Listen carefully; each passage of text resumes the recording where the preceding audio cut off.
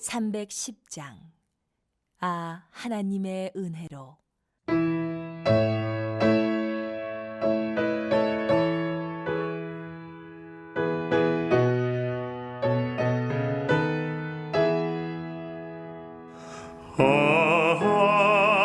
하나님의 은혜로 있을 데 없는 자 왜 구속하여 주는지 난 알 수 없도다. 내가 믿고 또 의지함은 내 모든 형편 아시는 주님 늘 보아주실 것을 나는 확실히 아네. 왜 내게 굳센 믿음과 또 복음 주셔서 내 맘이 항상 편한지 난 알 수 없도다. 내가 믿고 또 의지함은 내 모든 형편 아시는 주님 늘 보아주실 것을 나는 확실히 아네.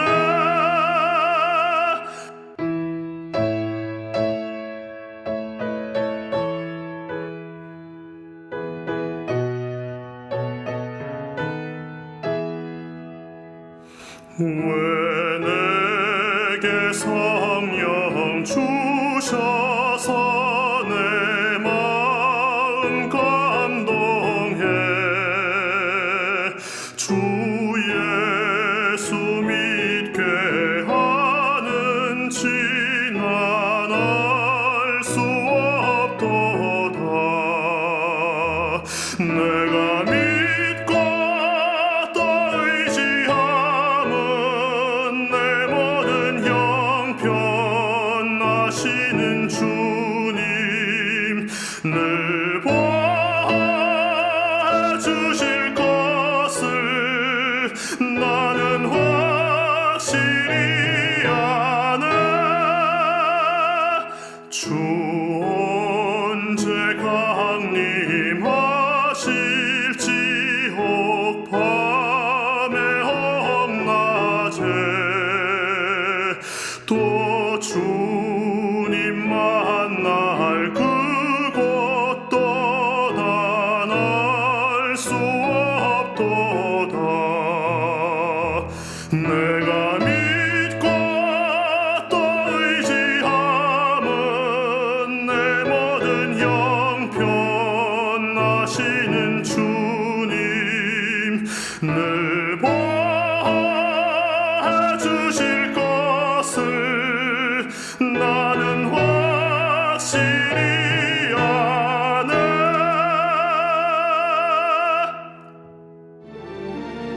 그 후에 다윗이 여호와께 여쭈어 아뢰되 내가 유다 한 성읍으로 올라가리이까? 올라가라. 어디로 가리이까? 헤브론으로 갈지니라. 다윗이 그의 두 아내 이스라엘 여인 아히노암과 갈멜 사람 나발의 아내였던 아비가일을 데리고 그리로 올라갈 때에 또 자기와 함께한 추종자들과 그들의 가족들을 다윗이 다 데리고 올라가서 헤브론 각 성읍에 살게 하니라.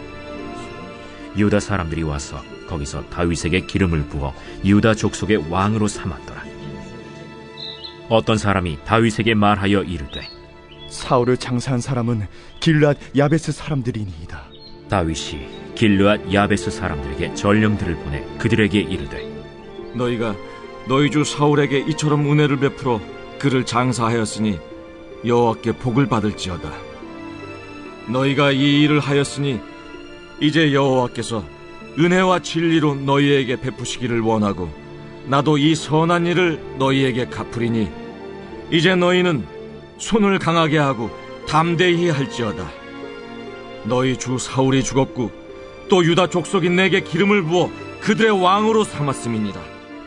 사울의 군사령관 넬의 아들 아브넬이 이미 사울의 아들 이스보셋을 데리고 마하나임으로 건너가 길르앗과 아술과 이스라엘과 에브라임과 베냐민과 온 이스라엘의 왕으로 삼았더라. 사울의 아들 이스보셋이 이스라엘 왕이 될 때 나이가 40세이며 2해 동안 왕위에 있음이라.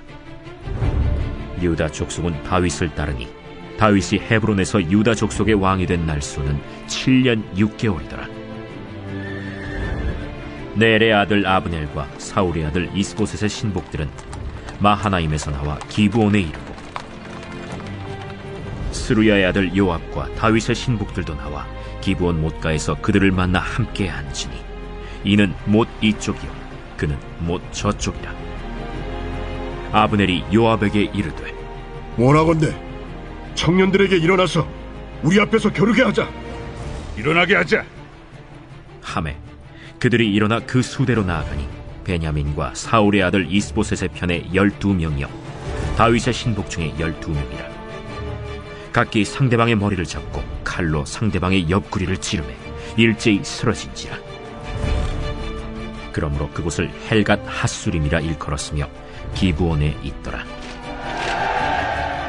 그날에 싸움이 심히 맹렬하더니 아브넬과 이스라엘 사람들이 다윗의 신복들 앞에서 패하니라. 그곳에 스루야의 세 아들 요압과 아비새와 아사헬이 있었는데 아사헬의 팔은 들노루같이 빠르더라.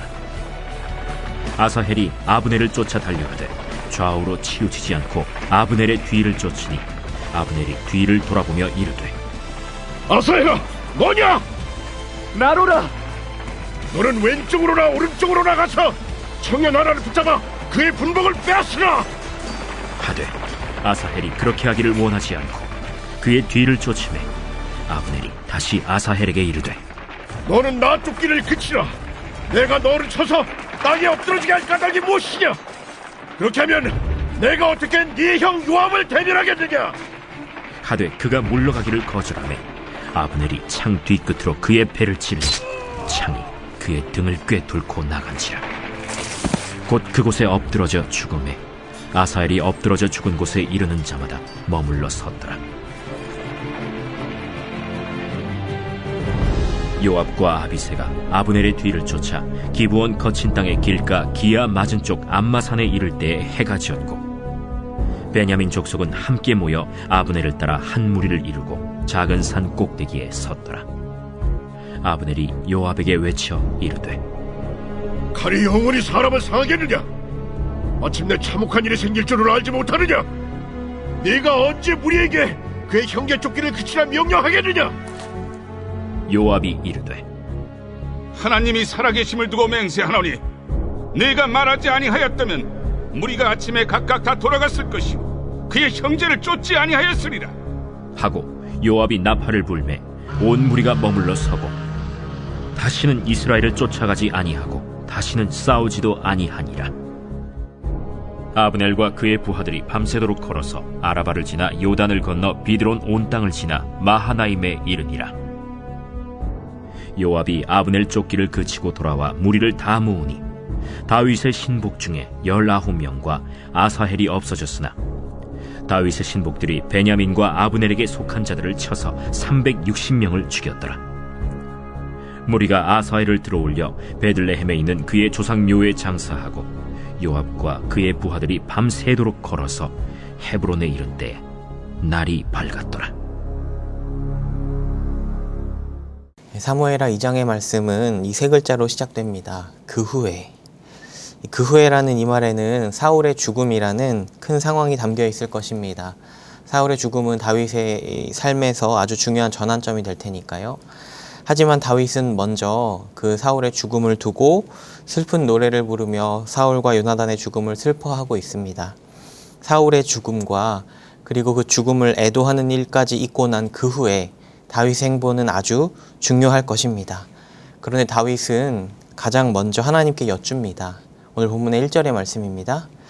그 후에 다윗이 여호와께 여쭈어 아뢰되 내가 유다 한 성읍으로 올라가리이까? 여호와께서 이르시되 올라가라. 다윗이 아뢰되 어디로 가리이까? 이르시되 헤브론으로 갈지니라. 그는 이제 하나님의 계획을 이루어감에 있어서 적절한 행보가 무엇인지에 대해서 하나님께 묻고 그대로 행하였다고 말씀은 우리에게 전하고 있습니다. 사랑하는 성도 여러분, 우리도 사실 신앙의 지혜로운 이 사실을 알고 있습니다. 먼저 하나님께 여쭙고요. 하나님께 묻고 나서 하나님 앞에서 고민하고 결정하는 삶이요. 이것이 옳다는 거 분명히 알고 있습니다. 하지만 여러분, 우리는 이 일이 결코 쉽지 않다는 것도 알고 있습니다. 여러분은 삶을 살아가는 때에 얼마나 먼저 묻고 운신하셨습니까? 물론 다윗이 했던 것처럼 하나님 어디로 가야 합니까? 라고 묻는 것은 아니겠지요. 하나님 앞에 앉아 고민하는 것입니다. 하나님 무엇이 적절합니까? 하나님 무엇이 옳습니까? 라고요.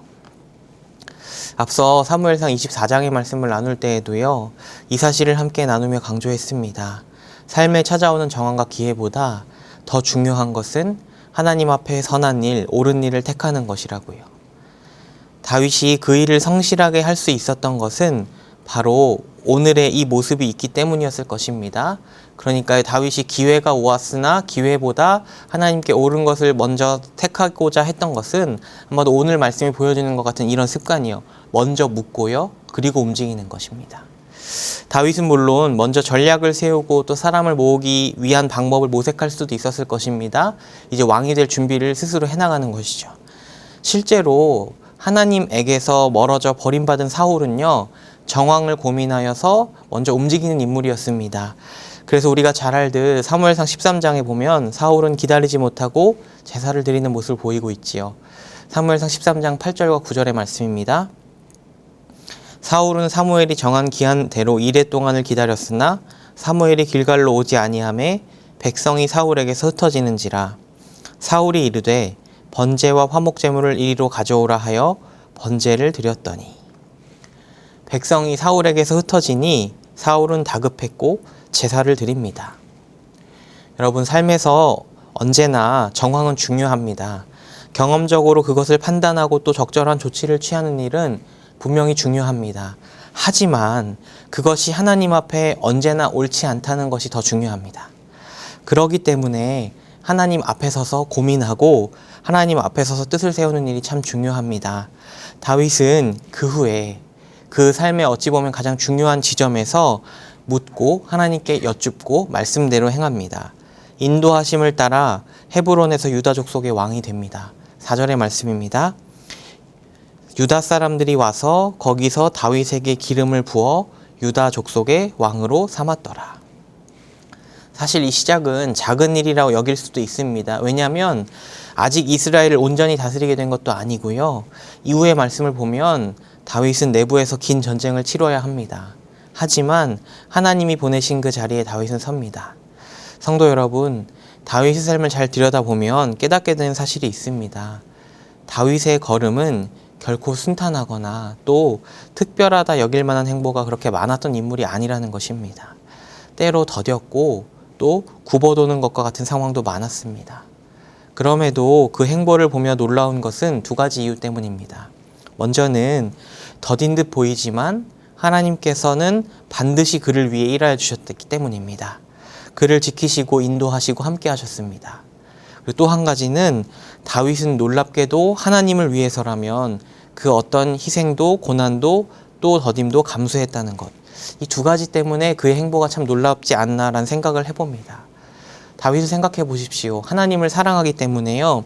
그분의 이름을 망령되이 일컫는 거대한 골리앗 앞에 서기도 했고 하나님이 세운 왕이기 때문에 다시 도망의 생활을 해야만 할 텐데도 사울을 기꺼이 살려주었습니다.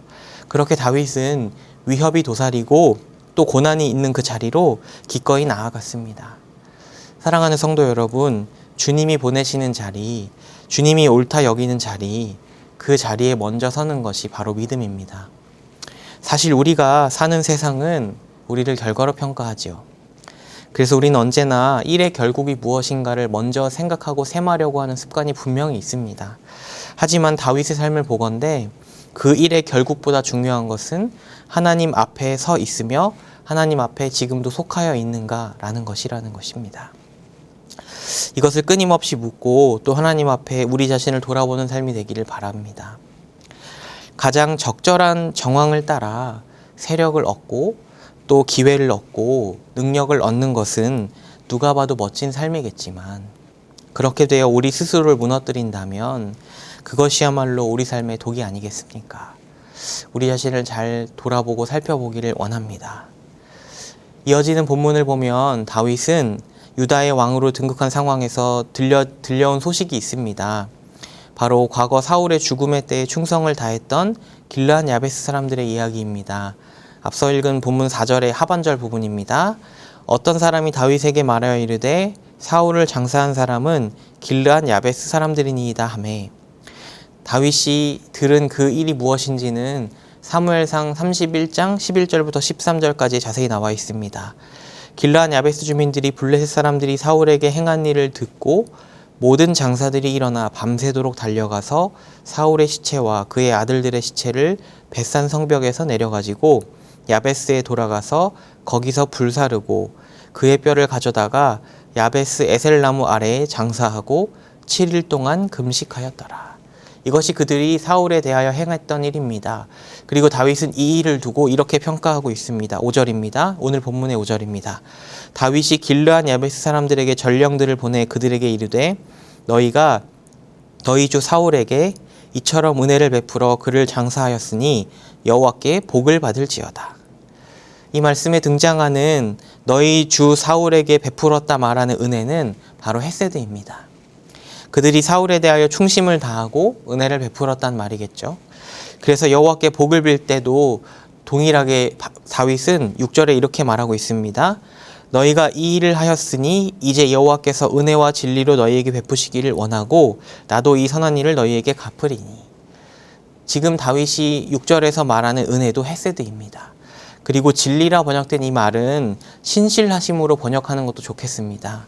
그러니까 다윗은 사울에게 헤세드를 베푼 길르앗 야베스 사람들에게 하나님께서도 헤세드로 갚아주시되 신실하심을 따라 꼭 그들에게 베풀어 주시도록 축복하고 있는 것입니다. 그리고 다윗도 그들에게 선으로 갚으리라 약속합니다. 언제나 성경에서요, 헤세드가 흘러가 또 다른 헤세드를 만들어내는 모습은 참 아름답습니다. 여러분, 믿음의 사람들은 이렇게 삶에서요, 헤세드를 통해 또 다른 헤세드를 흘러가게 하는 사람이어야만 합니다. 그런데 특별히 이 사건이 주목할 만한 것은 다윗이 길르앗 야베스 사람들의 일을 선한 일이며 헤세드를 베푼 일로 평가하고 그에 걸맞는 선으로 갚고 있다는 점입니다. 사실 다윗에게 사울은 정적입니다. 물론 다윗이 사울과 요나단의 죽음을 애도하고 또 사울이 하나님의 사람이기 때문에 그에게 선을 베푼 일도 있었지만 우리가 일반적으로 생각할 때 다윗에게 사울은 정적입니다. 그래서 사실 다윗의 행보 때문에 이게 당연한 것처럼 생각할 수 있겠지만 바꿔 생각해보면 이렇습니다. 여러분의 삶에 정적으로 이해되는 그런 이해관계에 있는 사람에게 얽힌 일을 우리가 과연 충심이자 선한 일로 보는 것이 쉽겠습니까? 만일 다윗이 이 일을 자기 상황을 중심으로 이해했다면 그 일은 결코 다윗에게 달가운 일이 아닐 수도 있는 것인데 그럼에도 다윗은 그들이 하나님 앞에 헤세드를 베푼 일이라고 하나님 앞에 베푼 일이라고 여겼고 그것을 선으로 보아 선으로 갚습니다. 선을 선으로 여길 수 있는 이 마음이 우리에게도 참 중요합니다. 어느 세상은 사람들의 많은 행동을 보고요, 해석할 때 악한 의도를 먼저 발견하고 부각하기에 주력하는 것 같은 느낌을 지울 수 없는 여러 뉴스들을 보게 됩니다. 우리는 우리의 이웃을 바라볼 때에 어떻습니까? 또 교회 속 성도들 중에는 서로 우리는 어떤 마음 가지고 있습니까? 부정을 보는 눈이 아니라요, 하나님 앞에 옳은 것, 그것을 봐줄 수 있는 시각이 우리에게 있기를 바랍니다. 이 장의 본문은 계속해서요, 다윗이 유다 족속의 왕이 되었으나 이스라엘 여전히 다윗의 지배력에 들어오지 않았음을 상황적으로 설명해주고 있습니다. 오늘 본문의 11절입니다. 다윗이 헤브론에서 유다 족속의 왕이 된 날수는 7년 6개월이더라. 그러니까 다윗이 헤브론에서 7년을 다스렸지만 아직 이스라엘은 온전히 다윗의 지배 안에 놓이지 않았음을 보여주는 것이죠. 그리고 그때 오히려 앞선 부분을 보면 이스보셋이 베냐민을 중심으로 이스라엘의 왕이 되고자 서게 됩니다. 앞서도 얘기했지만 다윗이 유다의 왕으로 서게 된 그때는 유다 왕으로 섰다고 해서 사실 그렇게 결정적이거나 확실한 상황은 아닙니다. 내부적인 전쟁을 치러야 합니다. 특별히 이후에 있는 3장 1절의 본문을 참고하자면 이 전쟁은 굉장히 오래되는 것입니다. 또 사울의 가문과 다윗의 가문의 전쟁으로 묘사되고 있습니다. 그러니 여러분, 오늘 서게 된 이 헤브론의 자리도요, 그에게는 또 다른 과정이자 시작이 된 것입니다. 아직 다윗은 이스라엘의 온전한 왕이 되지 못했고 이제 유다의 왕에서 이스라엘의 왕으로 세워져 가야 하는 것입니다. 그것도 오래도록 전쟁을 치름으로 말이죠. 그러니 2장 하반부에 길게 설명된 전투를 보며 참 하나님의 일하심은 쉽게 가늠할 수 없구나라는 생각을 분명히 하게 됩니다. 그런데 그럼에도 여러분, 분명한 것 한 가지는 하나님께서는 반드시 그 뜻하신 바를 이루신다는 사실입니다. 이 사실에 대한 확신이 없이 이 전쟁의 이야기는 사실 우리에게 아무런 의미가 없습니다. 그저 내부적 사륙에 지나지 않고요. 어떻게 보면 다윗은 지금까지, 그러니까 유다의 왕으로 세워지는 이 자리에 오기까지 보다요, 이제부터 온 이스라엘의 왕이 되기까지 형제들의 피를 본 더 껄끄러운 전쟁의 과정을 겪게 될 것입니다. 하지만 분명히 이 여정은 다윗이 걸어가야만 하는 여정입니다. 우리도 마찬가지인 것 같습니다. 우리도 때로 고통의 복판에 있다 보면 사실 고통의 시간을 누가 달갑겠습니까? 원치 않는 상황과 맞닥뜨리면 또 내 기대보다 못한 현실이 내 앞에 펼쳐진다면 누가 달갑고 또 기쁘겠습니까? 그런데 여러분, 우리의 걸음을 인도하시는 분이 하나님이십니다. 그래서 이 삶이라는 여정 위에 서서 늘 잊지 말아야 할 한 가지 중요한 사실은 바로 그분이 인도자이시며 반드시 인도하신다는 확신입니다. 그 확신 때문에 오늘 내가 선 자리에서도 변함없을 수 있는 것이라 믿습니다. 주 안에서 굳건한 확신으로 오늘을 살아가기를 간절히 바라겠습니다. 말씀을 정리하고 마치겠습니다. 사랑하는 성도 여러분, 우리는 언제나 하나님께 묻고 하나님 앞에 서는 사람이 되기를 바랍니다. 그 한결같음으로 어느 자리에 있든지 하나님에게 붙어있기를 힘쓰는 우리가 된다면 하나님은 언제나 인도하실 것입니다. 우리의 삶이 순탄치 않더라도 괜찮습니다. 인도하실 테니까요. 또한 선을 선으로 볼 수 있는 믿음의 눈이 우리에게 있기를 바랍니다. 하나님 앞에 선한 삶이라면 존중할 수 있는 우리가 되기를, 그렇게 하나님 앞에 기쁨이 되어가는 저와 여러분이 되기를 바라겠습니다. 우리 같이 기도하겠습니다. 사랑해 주님, 감사합니다. 오늘도 함께 말씀을 나누었습니다. 다윗이 걸어가는 그 걸음을 보며 참 그의 안에 있는 하나님을 향한 사랑을 보며 또 온전한 믿음을 보며 또 하나님께서 그를 어찌 인도하시는가를 보며 하나님 정말 삶의 인도자이심을 다시 한번 확인합니다. 주님, 우리도 언제나 하나님만을 먼저 바라보게 하시고 삶에서 하나님께 묻고 또 하나님께 고민하여서 하나님 기뻐하시는 삶을 살아가는 삶이 되게 하시고, 그런 우리 삶을 또한 하나님께서도 정말로 때로는 순적하게, 때로는 주님의 기뻐하신 뜻을 따라 온전히 인도하여 주시기를 간절히 소망합니다. 또한 우리가 삶을 살아가며 누군가에 대하여 선을 선으로 여길 수 있는 지혜도 주셔서 우리가 정말로 햇새들을 베풀어 또 다른 햇새들을 흘러가게 하는 아름다운 하나님의 사람들 될 수 있도록 우리의 삶을 붙들어 주시옵소서. 감사드리며 우리 주 예수님의 이름으로 기도드립니다. 아멘. 지금은 우리 주 예수 그리스도의 은혜와 하나님 아버지의 크신 사랑과 성령 하나님의 교통 인도하심이 함께 말씀을 나눈 귀한 성도님들 위해 이제로부터 영원토록 함께 있을지어다. 아멘.